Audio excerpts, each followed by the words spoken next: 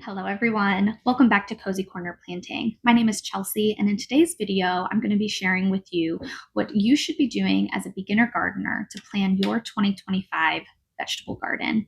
If that's something that you're interested in, please stick around, and I would really appreciate it if you would subscribe and join our small community.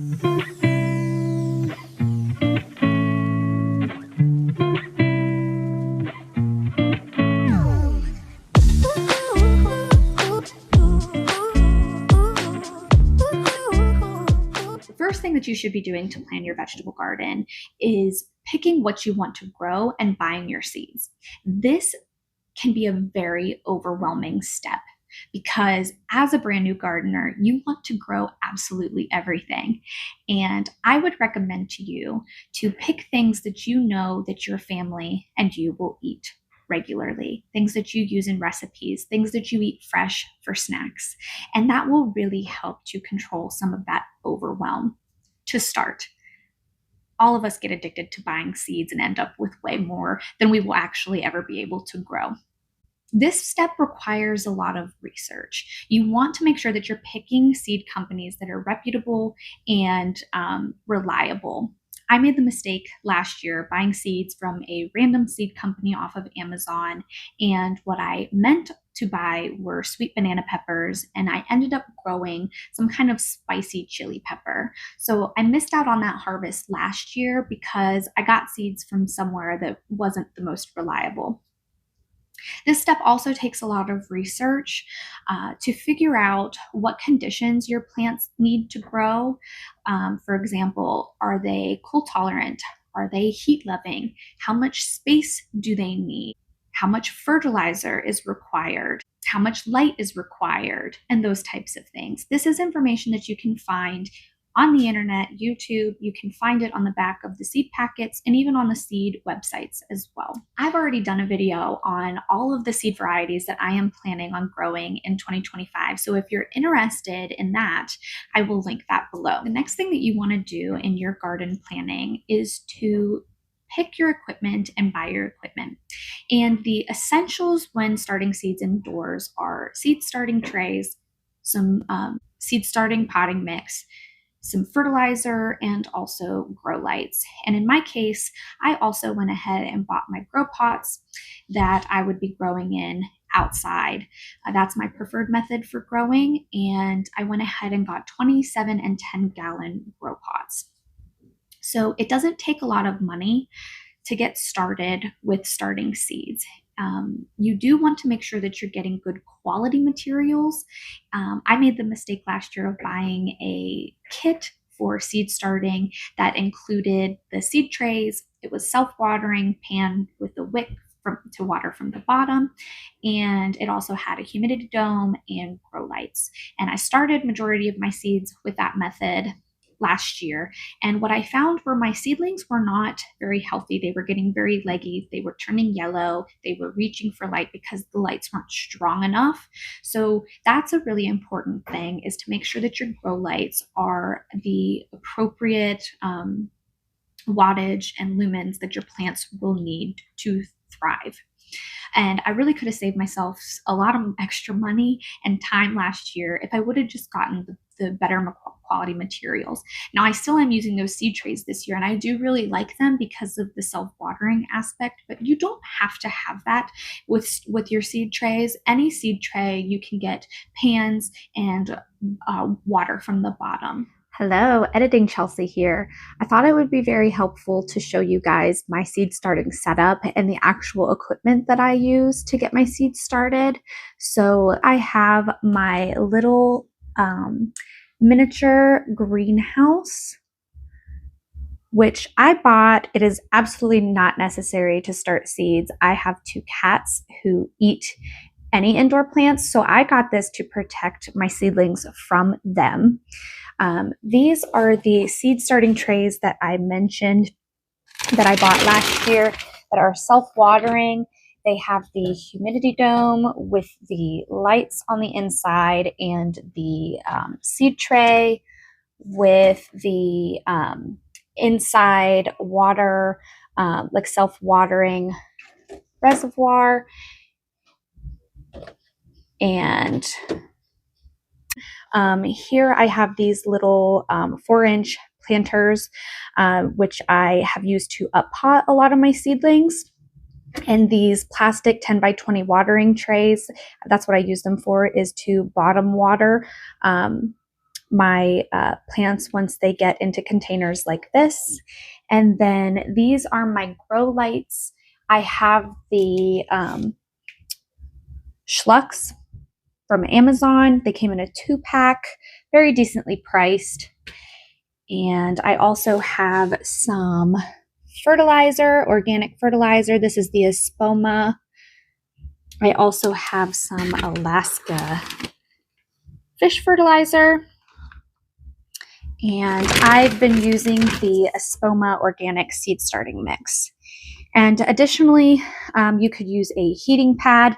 This helps to get heat-loving seedlings germinated faster. The third thing that you want to do planting your vegetable garden is to figure out when you need to start your seeds indoors, and also plan when you need to be planting them outside.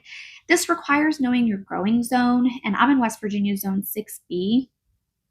And a resource that I would recommend for you in figuring out when you should be starting things in your area is the Farmer's Almanac, and I will link that below. This is what I have used.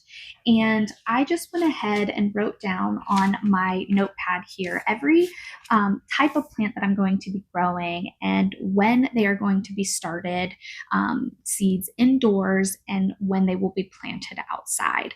So I will go ahead and go over this with you if you're in an area that's similar to me. Caveat, the growing zones vary drastically, and our average last frost dates could vary even though we are in the same growing zone. So make sure that you make adjustments as needed for your growing area. So I started my seeds with onions this year, and I went ahead and started those indoors the first week of January. And these seeds will be planted out in mid-March. They are cold tolerant, and they will do just fine being planted out in March. The next thing are my brassicas. I started my cabbage and my Brussels sprouts early January as well. And these 2 brassica varieties take a lot longer to reach maturity than some of the others. So that's why I started them a lot sooner. My broccoli, my cauliflower, and my kale, I will be starting seeds mid-February. And all of these things will be planted outdoors together in early April.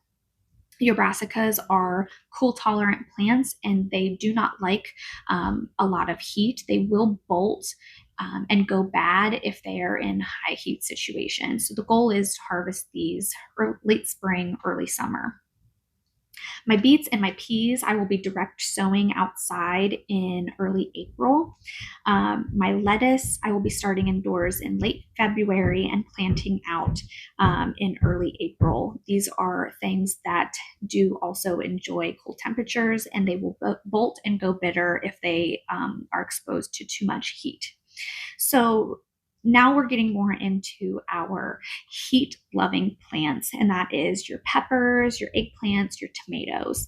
And my peppers I'll be starting indoors early March. And I'm starting these a lot earlier than my tomatoes because they take a lot longer to grow. And my eggplant, I will be starting in mid-March, and my tomatoes, I will be starting in late March. And all of these things will be planted out the second week of May. In my growing zone, our average last frost date is anywhere between like May 5th and May 7th. And in our area, people actually say that you shouldn't plan anything out until after Mother's Day. So anywhere between that like first and second week of May, depending on what the forecast is for frost. These are things that cannot be exposed to even a light frost. It will be very damaging to the seedlings. Carrots, I'll be direct sowing out in early April. Basil, I will be seeding that in late March and planting out in early May. Cucumbers, melons, and squash all grow very quickly, and so you shouldn't start them indoors too soon before planting out because they will get completely too large and unmanageable. And so I will be starting those in late April, about 2 weeks before I will be planting them out in early May. And my beans and my pumpkins, I will be direct seeding those in mid-May. Again, they're very fast to grow, and I had good success with them direct seeding last year. So that's what I'm going to do again. So that's all of my planning on what I'm starting when and when I'm planting it out. And I already did a video going over all of the varieties that I am planning on growing this year and starting from seed. So if you're interested in that, I'll go ahead and link that above. So the final thing that you want to do in your garden planning is figuring out your garden layout. And I've seen a lot of videos of people doing computerized garden layouts that are to scale, and that's all great and fine, but I am not tech savvy. And so I just have my little not to scale drawing here with where my pots are going to be placed in the area that I have, and I have initials for what plants are going to be going into those areas. And if you watched my last video, I talked about not factoring in light in the garden space. So this year I have everything laid out with the appropriate light requirements for each plant. And I'm also focusing a lot more on companion planting this year. So I also have all my companion plants labeled on this drawing as well. So tomatoes and onions and basil, and beans with peppers and cucumbers, and my marigolds and my nasturtiums and things like that. And I'm really excited for that, not just for the beneficial aspects of companion planting for insect repellent and things like that, but also reserving space. So I don't have a very large space to grow in. And because I want to grow a lot more food this year, I need to be able to condense that into and maximize my space as much as possible. So I'm really excited for companion planting for that. So thank you so much for watching today's video. I hope it's helpful for you, and I hope it gives you the motivation that you need to get your 2025 garden started. You don't have to be an expert. You just have to get started. So thank you very much for watching, and I hope you all have a great day.